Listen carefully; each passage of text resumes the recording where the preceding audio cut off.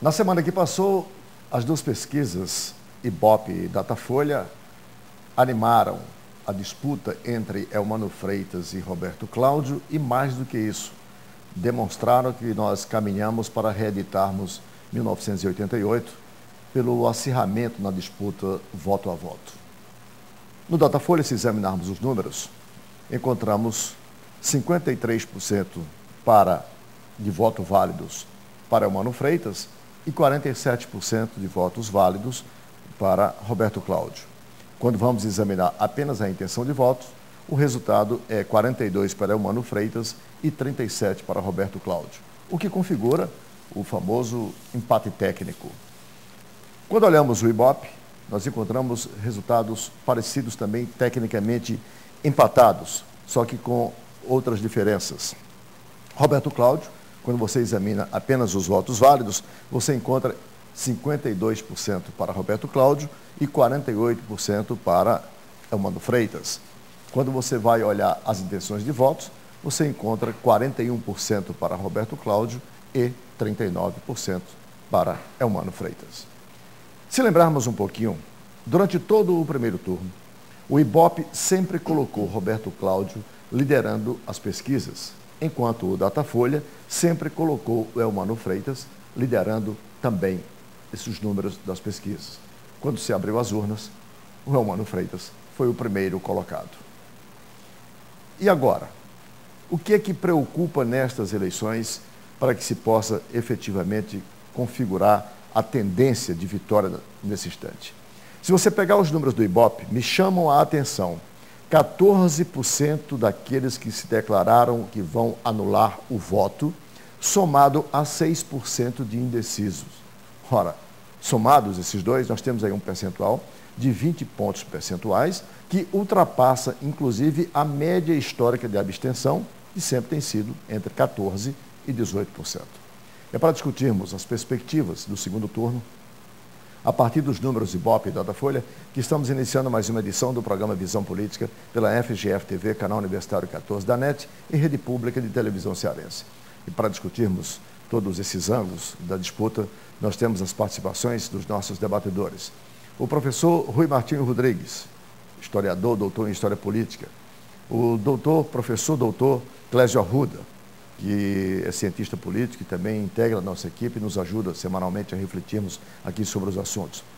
O advogado e também cientista político, o professor Dimas Oliveira.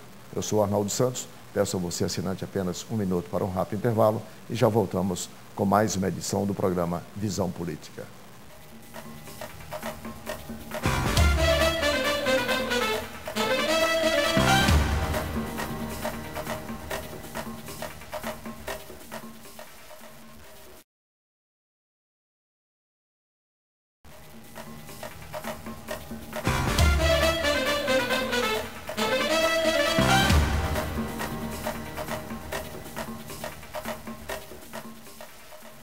Estamos de volta com o primeiro bloco do programa Visão Política pela FGF-TV, Canal Universitário 14 da NET e Rede Pública de Televisão Cearense. Para você, assinante que ligou agora, nós temos hoje as participações dos professores Dimas Oliveira, Clésio Arruda e Rui Martinho Rodrigues.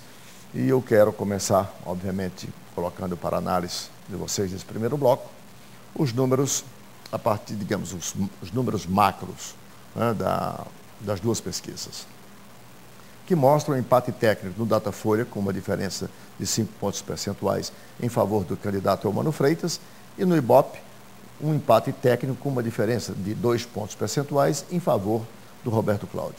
Repete-se, inclusive, a tendência demonstrada no primeiro turno, onde, durante todo o primeiro turno, o Ibope sempre colocou o Roberto Cláudio como sendo o líder, o favorito, e no Datafolha, o Eumano Freitas. Eu queria, então, colocar para vocês. Professor Rui, o que é que esses números indicam a partir, inclusive, desse acirramento, digamos, da disputa voto a voto? Eu penso que uma diferença de 5, 6 pontos, que a imprensa vem dizendo que é empate técnico, porque você pega uma margem de erro de 3 pontos de um lado e do outro, junta e dá 6 pontos, não é bem assim. Porque essa margem de erro tem uma escala de probabilidades. Se uma pesquisa diz 48%, dá 49%, tem X% de possibilidade. Dá 50%, tem uma possibilidade infinitamente menor. É uma progressão geométrica inversa. Dá um erro de 3%, é quase impossível. Pode acontecer, mas é uma probabilidade muito difícil. Então não dá para somar 3 pontos daqui, 3 pontos dali e dizer que tem um empate técnico. Tem uma diferença significativa, 5, 6 pontos entre dois candidatos, é uma diferença significativa. A não ser que haja erro de metodologia, dificilmente pode-se ter um resultado diferente nas urnas. Pode aproximar 1 ponto, 2 pontos, mas superar 5 pontos, a não ser que mudem as intenções de voto. Você quer dizer que no limite seria, então, o erro 3 pontos para baixo do que está liderando e o erro de 3 pontos para cima do que está em segundo lugar. Coincidirem o extremo do erro possível de um lado com o extremo do erro possível do outro é uma probabilidade muito baixa. Muito baixa. Professor Clésio, qual é a sua percepção desses números? Bom, primeiro que a gente tem aí um segundo tempo que está reeditando o resultado final do primeiro, né? Significa dizer, então, que leva uma expectativa de que não há erro metodológico, né? A gente tem aí o resultado concreto das eleições aparecendo agora na pesquisa, inclusive com uma alta taxa de indeciso, que deve ser os votos, né, acreditados aí aos outros candidatos, alguns bem votados, né, como Heitor Ferrer, do qual ainda o eleitor ainda não se decidiu. Então, aparentemente, né, o que os dados mostram é provavelmente isso que está aí real. Há uma outra questão. Os dados para você, então, eles confirmam a diferença registrada no resultado do primeiro turno. Do resultado do primeiro turno. É isso que quer dizer. Isso que eu quero dizer. Esse número de indecisos é que pode configurar que uma parcela dos eleitores que teriam votado em outros candidatos ainda não escolheram para onde vão migrar. Ainda não migraram. E certamente é isso que vai ser o fiel da balança. Com uma diferença de 24 horas só de campo, de uma pesquisa para outra, enquanto o número de indecisos no Datafolha foi de 11 pontos percentuais, no Ibope é de apenas 6. Certo. O número grande e preocupante do Ibope são os 14% de pessoas que declararam que vão anular o voto. Este sim, é um número que é significativo. Certo. Só temos que considerar aí que aí é uma abordagem técnica, onde um instituto ele aborda o eleitor aleatoriamente na rua, ao outro que aborda o eleitor residente em casa. Então, quer dizer, isso leva a algumas pequenas divergências de abordagem que pode apresentar no resultado. Bom, porém, a gente tem uma outra questão que tem que ser considerada. Quando nós temos a polarização, dois candidatos, aí eu concordo plenamente com o Rui. O erro diminui. A margem de erro diminui porque ou é um ou é outro. Né? Então, esses votos que já estão mais concretizados, eles ficam mais certos. Você lembrou aí de abordar o candidato na rua ou em casa? Abordar na rua pode dar uma margem de erro maior. Porque a representatividade da amostra tem que expressar diferentes conglomerados.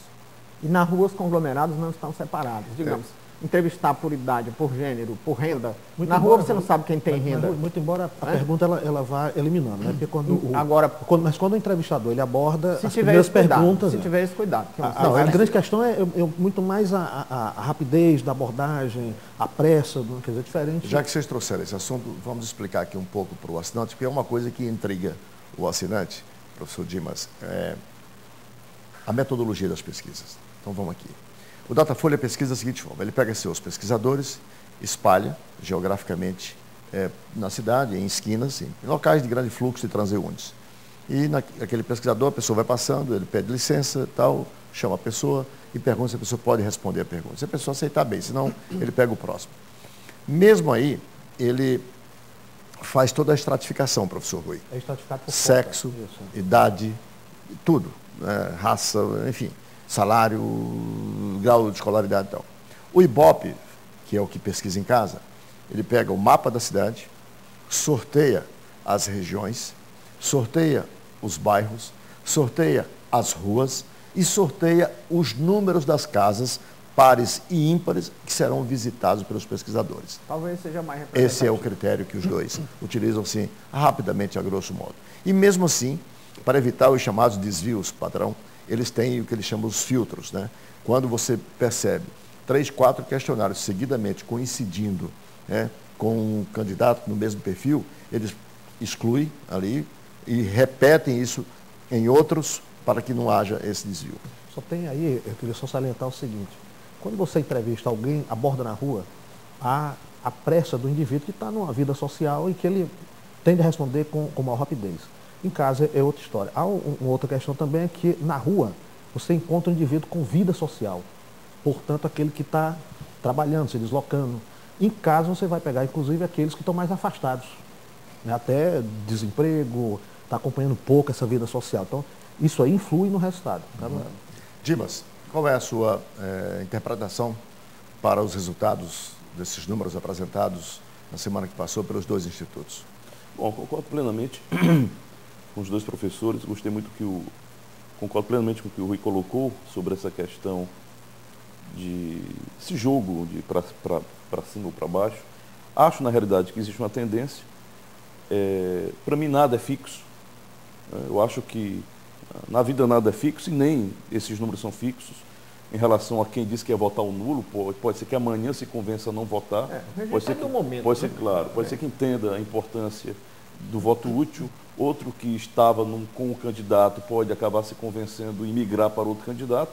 Acho que, na realidade, esse momento fotográfico, ele revela uma lógica que, no meu ponto de vista, não foi modificada. Quer dizer, ao contrário. Eu acho que a tendência dessa distinção entre um outro candidato, ela tende a ser aprofundada. Acho, inclusive, e também é importante dizer que, nós chamamos do capitalismo, né? Quer dizer, eu não posso dizer que os números dos institutos sejam absolutos, porque esses institutos têm patrões, têm donos privados, com interesses privados. Então, não é uma coisa absoluta. Inclusive, um instituto, mesmo que mantenha uma determinada metodologia, se ele quiser modificar um resultado, se ele tiver, por exemplo, um levantamento das regiões de onde aqueles candidatos são mais ou menos votados, se você vai a um órgão público em que você tem uma tendência para um candidato ou outro, você vai pegar uma pessoa com a mesma escolaridade, com a mesma faixa de renda, mas que você sabe que ali é um bolsão que interfere mais positivamente para um candidato que para outro. Então, eu acho que a diferença existe, talvez de 5, 6 pontos, eu não sei efetivamente hoje o que é que isso pode representar, mas acho que esses números tendem, no meu ponto de vista, não vejo nenhum quadro modificativo suficiente para dizer que é uma tendência de modificação em relação a isso. Acho que a tendência ao candidato Elmano de Freitas, acho que o Elmano está na frente mesmo, objetivamente. Acho que essa pesquisa do IBOP era uma pesquisa tímida, porque já foi um resultado no primeiro turno que pode, por outro, criou aquela dificuldade com o Heitor Ferrer. Quer dizer, porque imagine que o IBOP tivesse tido a mesma dimensão que o Datafolha e imagine que o IBOP tenha colocado os números reais ou próximo do Heitor Ferrer. Suponha. Eu não sei se, na realidade, foi uma modificação ao final. Na realidade, a percepção foi modificada ao final, mas imagine que talvez nós tivéssemos uma correlação de forças completamente distinta. Talvez quem tivesse sido segundo turno teria sido o Heitor e não o Roberto Cláudio. Então, acho importante colocar isso, analisar essas metodologias e analisar que o eleitor é muito volúvel, muitas vezes. Bom, é bom dizer que nós estamos analisando números publicados na semana que passou, cujo último campo terminou no dia 17.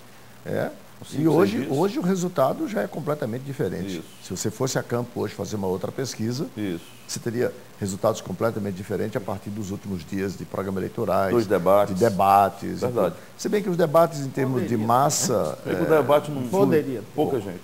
Poderia, está sempre no condicional. Agora, voltando aí à análise da eleição do primeiro turno, o efeito das pesquisas sobre a votação do Heitor, pensando bem, eu acho que o Heitor ganhou o voto nas pesquisas. Sem dúvida. Porque as pesquisas mostravam o Moroni em queda livre. E os dois que resultaram em primeiro lugar e segundo, não cresceram à medida que o Moroni caía. E só quem cresceu foi o Heitor. O que pode sinalizar que a divulgação das pesquisas levou o eleitor do Moroni a escolher como segunda opção o Heitor.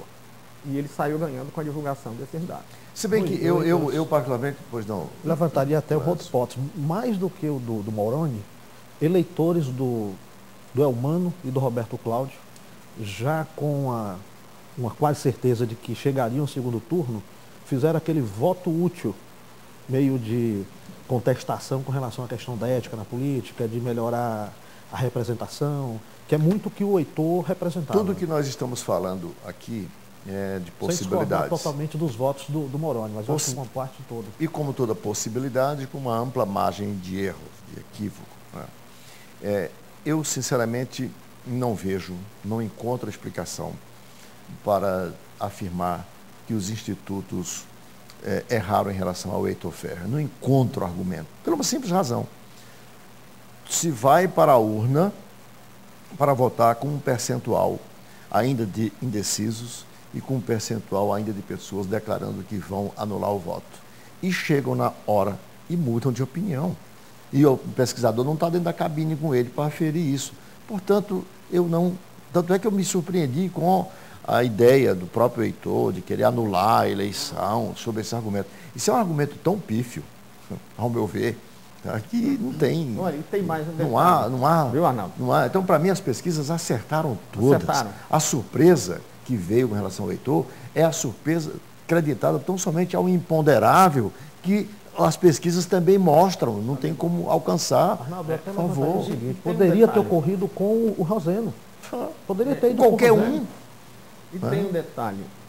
Pesquisa de boca de urna é menos representativa, porque o ambiente da sessão eleitoral inibe o entrevistado. Né? Agora, quanto à precisão das pesquisas, no Brasil elas são as mais aproximadas, as mais precisas do mundo. E a pesquisa de boca de urna, Rui, tem um outro problema, é que ela já não mais estratifica. Ela já não mais faz aquele questionário que faz na intenção de voto. É só em quem... a representatividade. Só isso. Bom, deixa eu fazer aqui o nosso primeiro intervalo, porque quando voltarmos eu quero sequenciar essa discussão a partir dos números, numa perspectiva que me parece importante nós nos debruçarmos sobre ela e me preocupa, que é o alto índice de pessoas que estão declarando que vão anular o voto. 14%. Isso não é pouco. Né? Pelo menos são esses os números que o Ibope mostrou. Um instante só e a gente volta.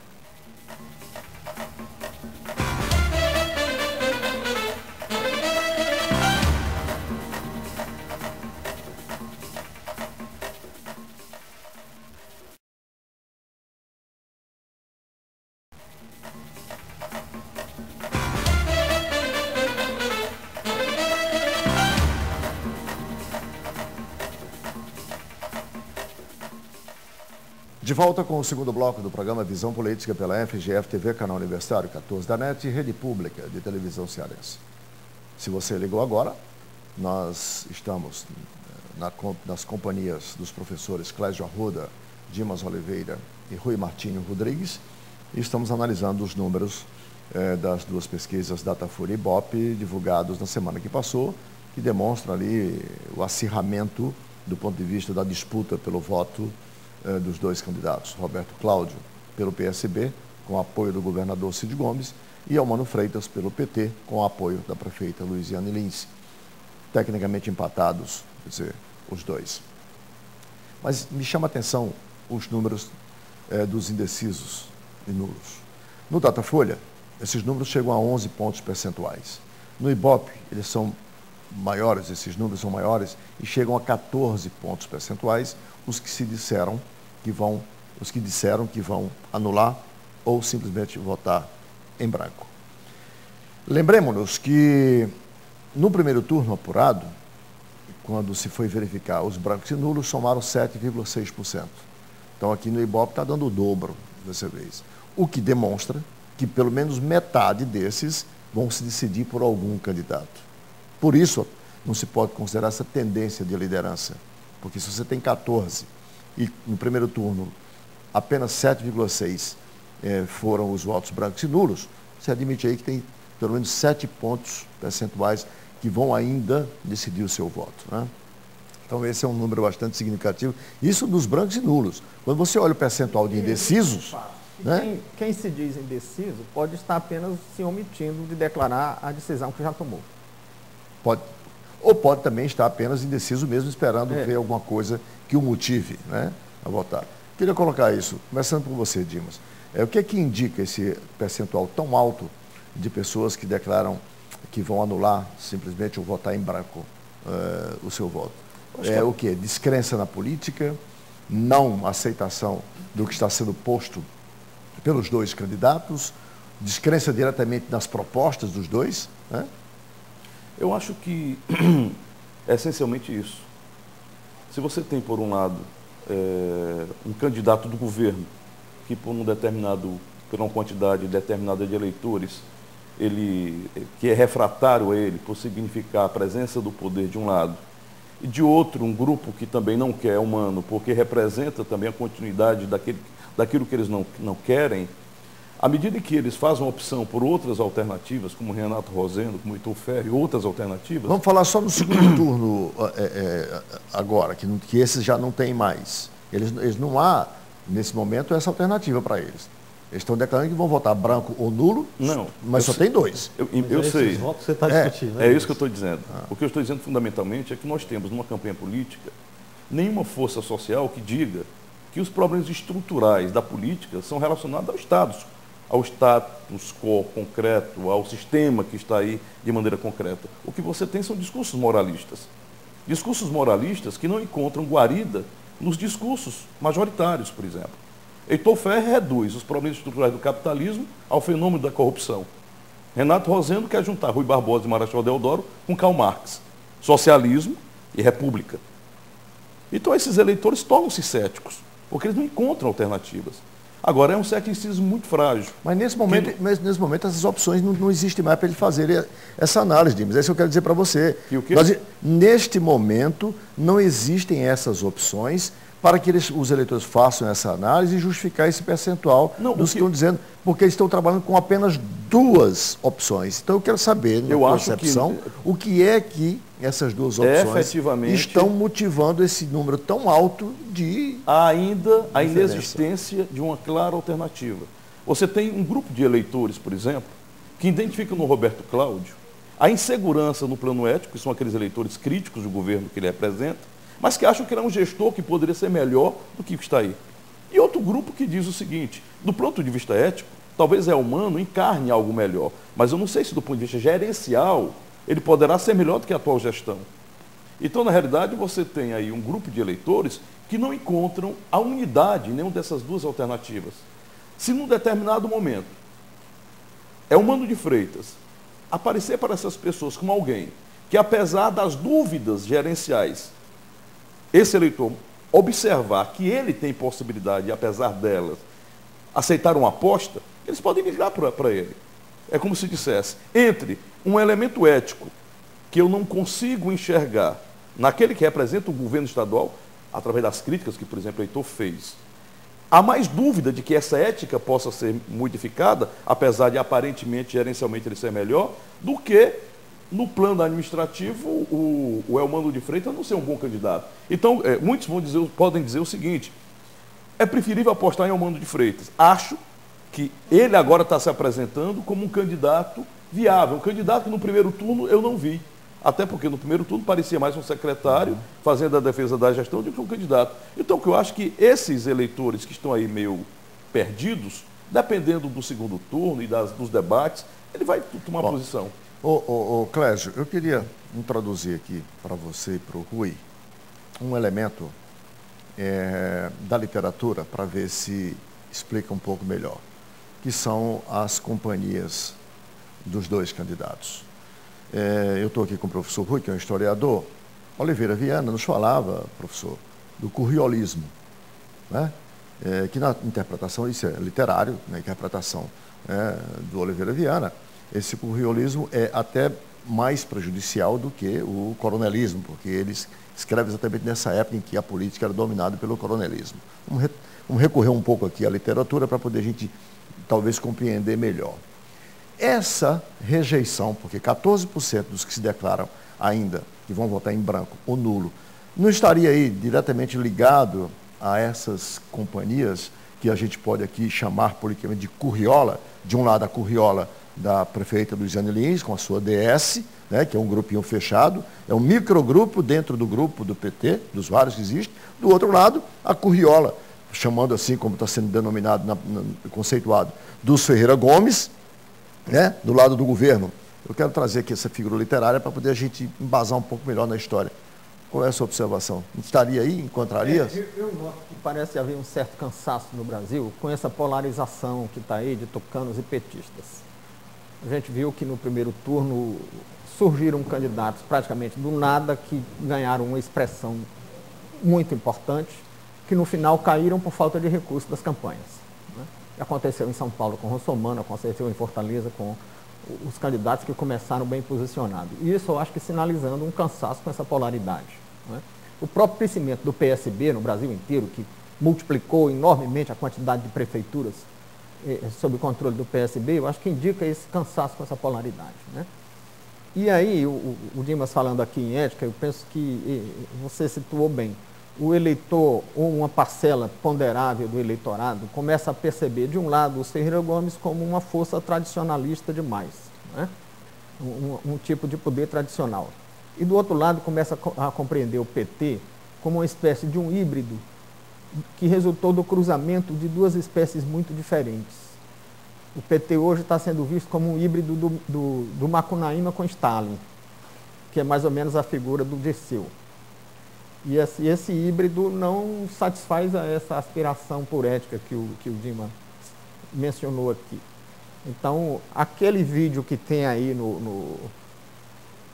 circulando parafraseando no YouTube, parafraseando um filme com o Hitler, diz bem. O Hitler fica desesperado dizendo que agora vai ter que fazer uma escolha que ele não queria, ficar entre essas duas escolhas. Né? E isso pode explicar o alto índice de indecisão e de declaração de que está disposto a anular o voto. Uhum. E poderá até se refletir no aumento da abstenção. Que, aliás, a abstenção vem crescendo no Brasil a cada eleição. A cada eleição. Clésio, para você, eu quero insistir nesse paralelo, porque se nós olharmos do ponto de vista dos dois candidatos, e olharmos as figuras dos dois, são dois jovens não só na cronologia do tempo, mas jovens também na militância, quer dizer, na política, aqui, né? O Elmano é militante, mas nunca exerceu cargo nenhum. O deputado Roberto Cláudio está apenas, não diz nunca cargo eletivo, o Elmano, né? E o deputado Roberto Cláudio é deputado de seu segundo mandato. Né? Boa formação, ambos, um na área da saúde, outro na área jurídica, certo?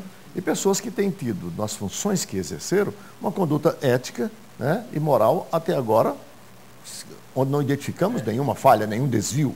Portanto, Fortaleza está, do ponto de vista dos candidatos, teoricamente, bem servido de opções para vir dirigir a cidade por esse aspecto.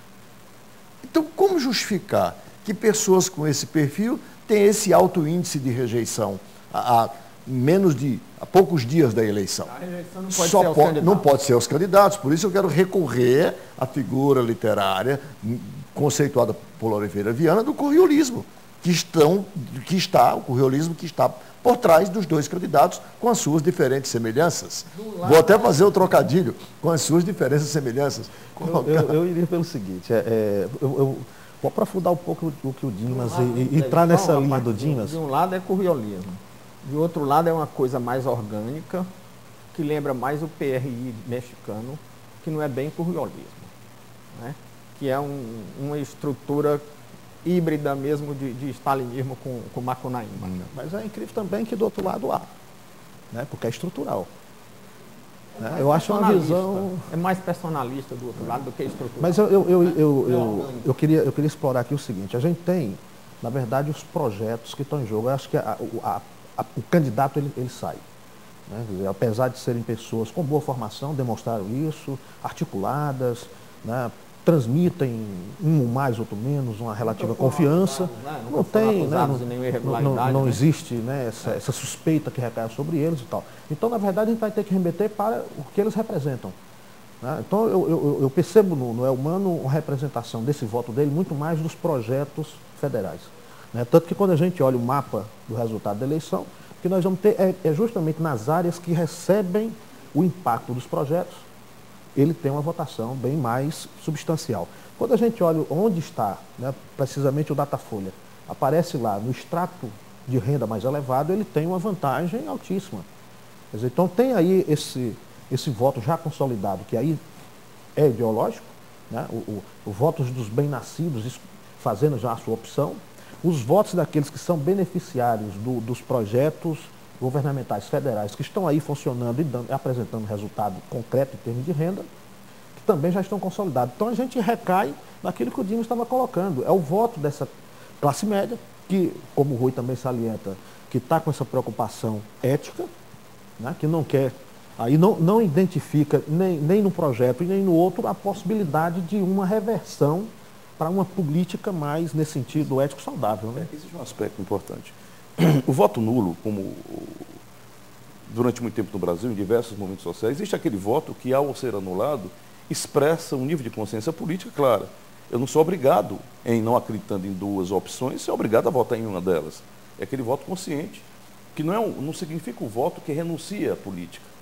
Existe aquele outro voto que é um voto atrasado, que é o ceticismo diante da política, porque, na realidade, esse homem cético, ele é prostrado diante de qualquer possibilidade. Na realidade, como ele, na realidade, se subtrai da ação política concreta, ele repassa essa ação de maneira absoluta para quem vai liderá-lo.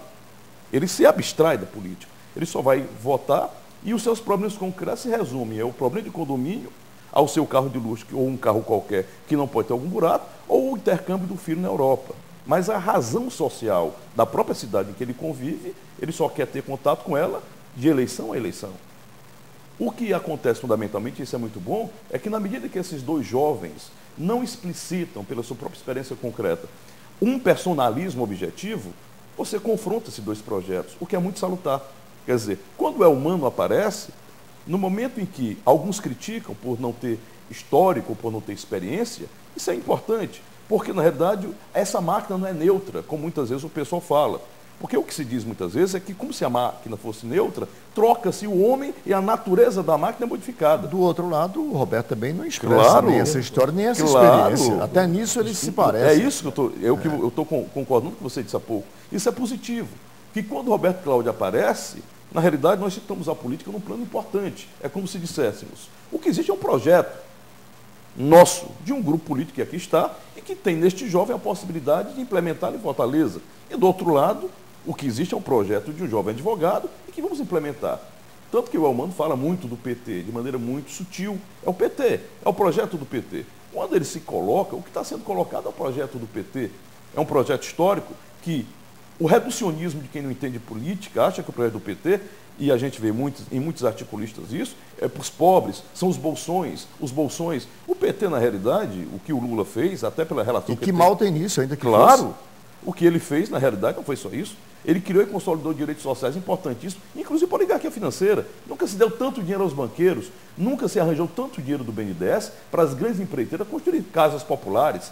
Então, isso é uma bobagem. Quando o Brasil melhora no rate internacional da corrupção, os investimentos internacionais que chegam, e quando os investidores internacionais, prova disso é o Soros, quando diz uma Dilma na presidência da República, isso dá uma fortaleza imensa no tipo de investimento no Brasil. Eu quero... Só uma informação. Então a gente teria, na tua opinião, um voto plebiscitário. Nós estamos votando na aprovação ou não de um projeto ou do outro. E como na realidade os dois projetos são próximos, porque o PSB está na base do governo federal, fica difícil para o eleitor distinguir ideologicamente distinções de coisas muito parecidas. Aí você acaba por recair no homem, na gestão. Eu queria mitigar um pouco. Realmente tem esse aspecto impessoal, que talvez fosse até de se festejar uma impessoalidade maior na política. Mas não é tão impessoal. Porque de um lado e outro você tem um apadrinhamento que remete quando eu falo de impessoal, é o candidato em si. Sim. Não é os grupos que ele representa. O candidato como eleitor se deslocou do partido. Isso. Aí as forças políticas claro, aí elas dão representam um apadrinhamento personalista. Claro, aí é outra coisa. É verdade. Você tem um grupo e outro. E essa rejeição pode estar, portanto, sendo justificada por esses interesses. E, aliás, não tem outra explicação. Não tem outra explicação, né? Porque os candidatos não têm nenhuma história de escândalo, ninguém levantou nenhuma acusação contra nenhum dos dois candidatos. Né? E são pessoas qualificadas. Além de afáveis, que não espantam o eleitor, né? Bom, eu vou, no próximo bloco, colocar para que os senhores analisem, já que tivemos aqui o consenso de que a rejeição não está nas duas pessoas, nas duas figuras, mas provavelmente nos dois projetos. Nas curriolas. E esses projetos, eles não se diferem ideologicamente, muito pelo contrário, eles são muito parecidos. E tem uma das propostas que é comum aos dois, que está me incomodando da forma como está sendo encaminhada, que é a implantação, ainda que gradativamente, da chamada escola de tempo integral, que é uma reivindicação antiga. Ora, onde é que ela está me incomodando por não estar bem explicitado? E eu queria a análise de vocês. É porque se temos hoje, só para argumentar, uma rede de ensino básico no município de 220 mil alunos, né, e as escolas são divididas em turnos pela manhã, tarde e algumas até à noite, né, significa dizer que nós temos uma estrutura física apenas suficiente para 220. Para que eu possa colocar esses 220 em tempo integral, eu tenho que dobrar, eu tenho que ter uma estrutura física que me atenda, teoricamente, a 440 mil. Porque os 220 estão distribuídos nos 3 turnos, de manhã, tarde e noite. As escolas não funcionam só de manhã e à tarde estão fechadas, disponíveis para que esses alunos permaneçam lá. Isso tem me incomodado, porque não está bem encaminhado. Quando voltarmos, um instante só, vamos discutir se isso realmente é possível.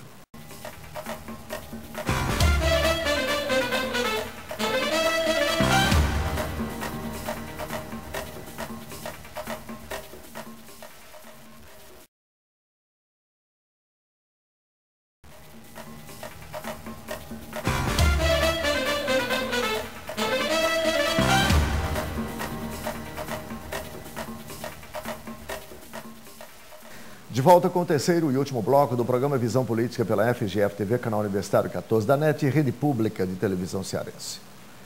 Para o assinante que nos acompanha a partir de agora, nós estamos discutindo hoje, obviamente, o segundo turno das eleições, a partir dos números das últimas pesquisas, nos 2 primeiros blocos. E agora eu quero colocar uma pauta de conteúdo da propaganda eleitoral. Eu vou pegar. Nós dissemos no bloco anterior que as duas propostas são muito semelhantes, não tem diferença nenhuma. E tem uma particularmente que me chama a atenção pela natureza, até os termos usados são os mesmos, né? Que é a implantação em Fortaleza da escola de tempo integral, que não está sendo nem de longe objetivamente explicitada para o eleitor. Vamos argumentar. 220 mil alunos, esse é o número um pouco mais, um pouco menos, da rede municipal de ensino. Distribuídos nas suas quase 500 escolas, em 2 turnos, ou em algumas até em 3 turnos, manhã, tarde e noite. Significa dizer que nós temos uma estrutura física esgotada para 220. Ora, se eu vou pegar 220, ainda que gradativamente, e vou colocá-lo em tempo integral, significa dizer, se pegar só os números absolutos aqui, 220 passarão a ser, portanto, a exigir 440 mil vagas. 220 com 3 refeições passarão a exigir 660 mil refeições dia. Isso é o dobro das cozinhas industriais do ABC Paulista para alimentar a Ford e a Volkswagen. Se nós computarmos agora aí os recursos necessários para isso, vamos multiplicar na mesma proporção. Como é que isso vai ser feita, essa mágica? Professor Rui, eu estou aqui diante de 3 professores. Eu vou começar. Como é essa mágica? Está me incomodando isso. A mágica é que um lado faz a promessa e o outro lado tem que fazer também, senão perde voto, né? Mas não tem vaga ociosa nas escolas. Se tem, é uma denúncia, principalmente o candidato do situacionismo municipal, dizer que metade das escolas estão ociosas, as vagas estão ociosas, para poder duplicar o tempo dos alunos que estão lá. E se não tem, como é que ele vai duplicar o número de horas de permanência dos alunos na escola, né? E isso traria despesas também, além da merenda escolar, isso traria problemas. E professores, ou alguém que teria que acompanhar uma recreação ou alguma atividade complementar, e isso tem um custo. E, inclusive, pessoal técnico administrativo também teria que dar apoio a isso. E ninguém menciona por quanto sairia isso, né? Aquelas coisas que você, durante vários programas, colocou aqui, quanto é que custa duplicar o tempo de permanência do aluno na escola e de onde é que vai sair esse recurso. Isso ninguém comenta em campanha, que ninguém é besta. Professor Clésio, eu estou fazendo aqui essa observação, que é para que fique claro para os candidatos, para suas estruturas, suas assessorias e quem os apoiam, que não se engana a todo mundo, todo o tempo. Há alguém que observa isso e nós temos essa obrigação de fazermos aqui essa denúncia.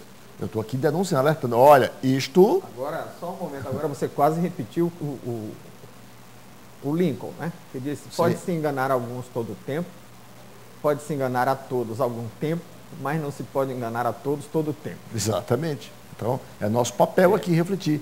Como é que vai ser? Porque eu coloquei só os números absolutos, levando em consideração o espaço físico para as pessoas e as refeições. Se você computar aí que você vai ter que, de manhã, dar um ensino formal, e à tarde dar um ensino complementar para a cidadania, esporte, artes de um modo geral, tal, você olha a gama enorme de profissionais, professores especializados, que você vai ter que também, paralelo a isso, recrutar de alguma forma, ainda que seja gradual. Eu quero entender onde é que vai acontecer, professor Clésio.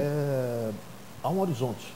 Né? Agora, há um horizonte aí no plano político, quando a gente aprovou já uma conquista histórica. Né? Aprovamos agora que 10% do recurso do PIB, quer dizer, 10% do PIB será destinado para a educação. Quer dizer, então, já podemos pensar que há um horizonte de recursos. Isso está indo para o Senado, né? Acredito que não demore muito. Agora, daí, aos municípios terem disponibilidade desse recurso para conseguir dobrar, pelo menos, a estrutura física, balela você dizer que vai fazer nos próximos 4 anos. Acredito que deva se iniciar ao final dos 4 anos, né? Porque o esforço é muito grande para ser feito em termos de estrutura. Se nós pensarmos onde talvez a discussão deveria ter sido mais aprofundada, é com relação à metodologia de ensino, do que está aí, com toda a precariedade da estrutura, e principalmente da escolha da direção. Né? Porque há uma tendência, me parece, até de propor eleição para diretor, que é um tremendo de um desastre, né? Porque a eleição ela traz em si uma disputa política que vai levar obrigatoriamente a concessões, disputa que inclusive entra o sindicato, né? E aí a gente tende uma tendência para um gerenciamento mais fragilizado. Bom, eu acredito que ao final dessa gestão, os dois terão condições, porque vem recurso assegurado do governo federal, não por conta de ter recurso local, mas porque vem recurso de fora. Então, ao final da gestão dos dois, é possível se iniciar uma grande reforma em termos de infraestrutura na educação. Agora, se nós não valorizarmos a profissão do professor no ensino fundamental, que é gravíssimo, nós fizemos um concurso recentemente, né, de conhecimento público, que os que estão ocupando as vagas são aqueles que são os classificados e classificados. Quer dizer, se classifica que os 1.000 que entraram, 10.000 na vaga, a gente já está chegando lá no final, porque tem indivíduos, professores que estão assumindo, não aguentam, porque a qualidade do trabalho é muito ruim, abandona e está se pegando professores que passaram no concurso, mas que infelizmente de baixa qualificação. Colocar o Dimas nessa discussão, Dimas, a partir dessa perspectiva, mas aduzindo aqui ainda uma outra questão que eu considero que seja importante a gente colocar. Por que isso não está sendo dito de forma muito clara como é que vai ser feito?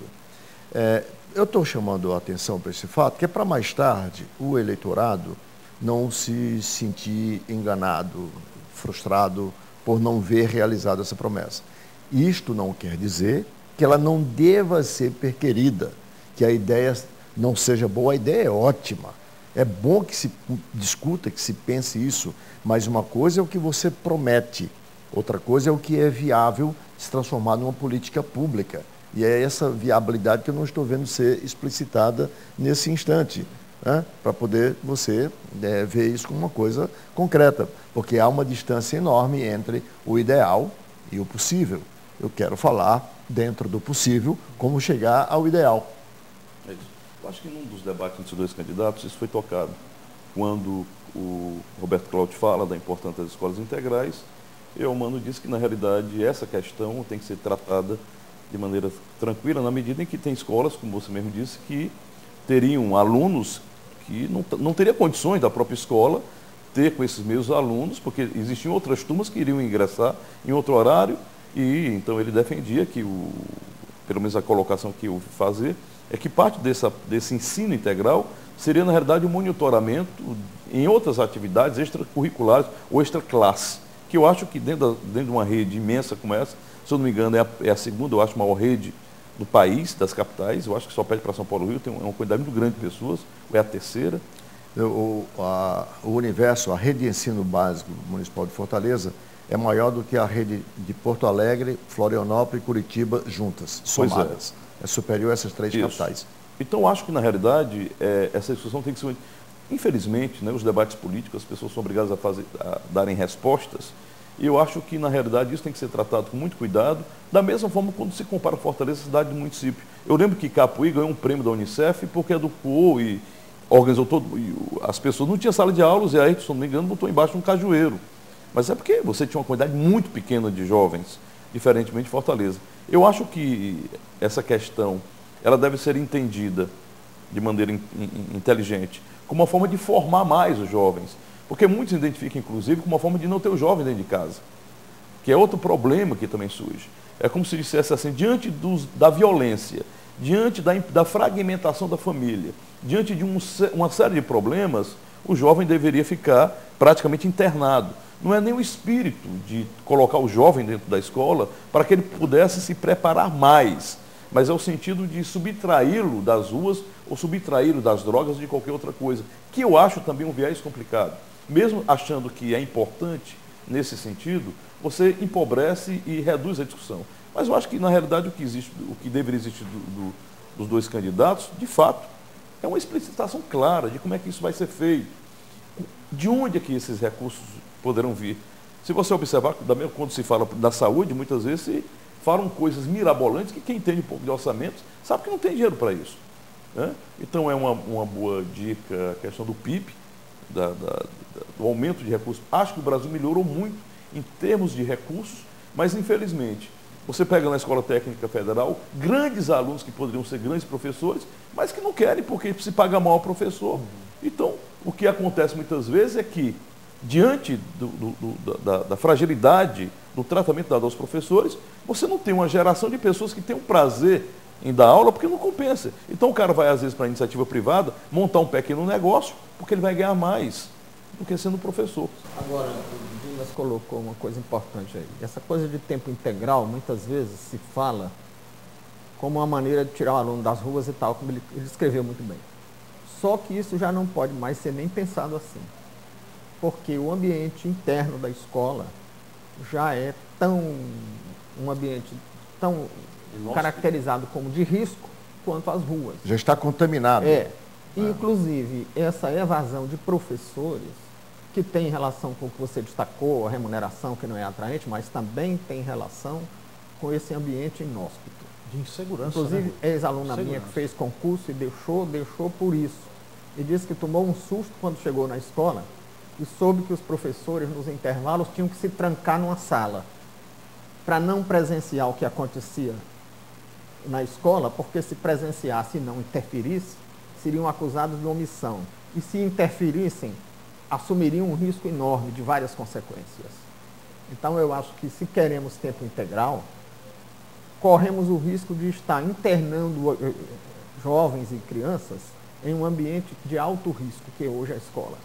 Seria, primeiro, preciso recuperar o ambiente escolar que está degradado. Rui, foi essa discussão que eu estava aqui preocupado, que não apareceu nos debates até então.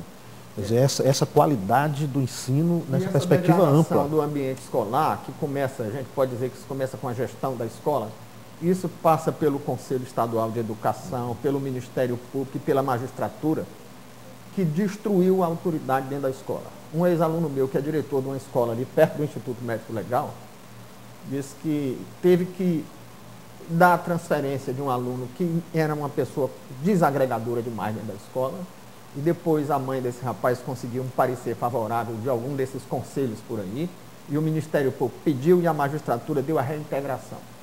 E aí o moço voltou com toda a corda, desafiando todo mundo dentro da escola. Ao reintegrar, desmoralizou a autoridade do professor e do diretor, e ele teve que pedir para sair. Os intelectuais dos conselhos, intelectuais ou pseudo-intelectuais dos conselhos, achando que o professor é que é o culpado, que o jovem é sempre uma pessoa muito boazinha e que com o diálogo você pode resolver tudo. E a gente sabe que não é. Embora o diálogo deva ser a opção preferencial, ele não é um remédio infalível. É preciso existirem medidas disciplinares. Ora, se nós aduzirmos isso a uma notícia veiculada há 2 ou 3 semanas, amplamente veiculada na imprensa, de que 2 escolas aqui de um bairro de Fortaleza estavam pedindo autorização aos traficantes para poder funcionar, ou seja, os professores e diretores fazendo um pacto com os traficantes, como quem diz assim, ó, faz o seguinte, deixa a gente dar as aulas da gente, não nos agrida, não agrida o aluno. Olha, se nós chegarmos se nós temos que levar em consideração este fato, que me parece que este fato ele é emblemático desse ambiente inóspito, degradado, a que o professor Rui acaba de aludir aqui. Então, como é que você vai resolver essa questão do tempo integral nas escolas? Eu repito, esta proposta é excelente e deve ser buscada com todas as energias, com todas as forças, pelo candidato vencedor. É bom que os dois estejam fazendo essa proposta. Eu vou considerar como proposta e não como promessa, embora do ponto de vista do possível ela não passa de uma promessa. Mas vamos então objetivamente dizer melhor como é que isso será possível ser feito, porque não dá só para jogar na televisão e achar que todo mundo vai, porque a proposta é boa no campo das intenções. Pede autorização a traficante, tem que fazer alguma concessão. E a concessão vai ser, não mexa comigo que eu deixo você vender a droguinha aqui dentro. Pois é. A história é essa. Pronto. Agora, por outro lado, deixe-me agora expressar um pouco do meu karma de ser nota dissonante. Essa coisa de 10% do PIB para a educação é perigosa demais. Porque significa jogar uma fortuna, porque isso vai ser um aumento enorme, aí de uns 3% do PIB ou mais, né? Jogar uma fortuna na mão de administradores da área de educação, sem que esses administradores apresentem nenhum projeto para usar esses recursos. E essa história de jogar dinheiro na mão de administrador público sem projeto, sem ser antecipadamente apresentado um projeto, o que acontece é o seguinte, o dinheiro chega no fim do ano, o administrador público não pode devolver, porque inventaram que devolver dinheiro público é um crime. Eu acho que o crime maior é gastar mal. Devolver, quem devolve devia ganhar uma medalha. Mas quem devolve no Brasil vira bandido, quem devolve dinheiro público. Mas cuidado para a gente não estar matando a vaca. Então, cuidado para a gente não matar a vaca, porque eu não faço nada sem recurso. Chega, por exemplo, na escola no fim do ano, chega em novembro ou outubro. E aí o diretor da escola faz o quê? Rapaz, vamos gastar esse dinheiro, senão eu viro maldito. Aí inventa de pintar o que já está pintado, ou inventa de promover um treinamento e chama os colegas para darem as aulas do treinamento e remunera os colegas com as aulas do treinamento. Eu acho inverso. Acho que há uma confusão. A própria fragilidade de quem não faz projetos, ela expressa a dificuldade de formação dessas pessoas. Então, quando na realidade você eleva as condições econômicas da escola, você vai ter dentro de médio e longo prazo um grupo de pessoas com capacidade de elaborarem projetos, de desenvolverem. Quer dizer, eu até entendo essa preocupação do Rui, mas acho que isso também já é reflexo das nossas dificuldades econômicas. Quer dizer, você tem uma burocracia que não sabe nem fazer projeto, não sabe muitas vezes fazer nada. Não há como gestor do município dizer que eu não posso pagar o piso de 5 mil ao professor, porque recurso vai ter. Se eu tenho um bom salário, eu tenho a capacidade de atrair bons profissionais, que era a sua preocupação. Se eu tenho uns bons profissionais, aí eu posso derivar daí que eu posso ter bons projetos. Agora, se eu mato o recurso. Bom, com essas colocações, nós finalizamos mais uma edição do programa Visão Política. Acho que esse é o nosso papel aqui, refletirmos sobre o que está sendo colocado agora, dessa forma, para que a gente possa perceber as possibilidades reais, e as impossibilidades que são muito maiores da forma como está sendo colocado. Agradecendo aqui aos professores Rui Martinho Rodrigues, Dimas Oliveira e Clésio Arruda, e em especial agradecendo a você, assinante, com o convite para o nosso próximo Visão Política. Muito obrigado e até o próximo programa. E se posso aqui fazer um apelo, não anule seu voto. Faça uma opção, porque se alguma transformação a gente possa fazer dessa cidade, será através do voto.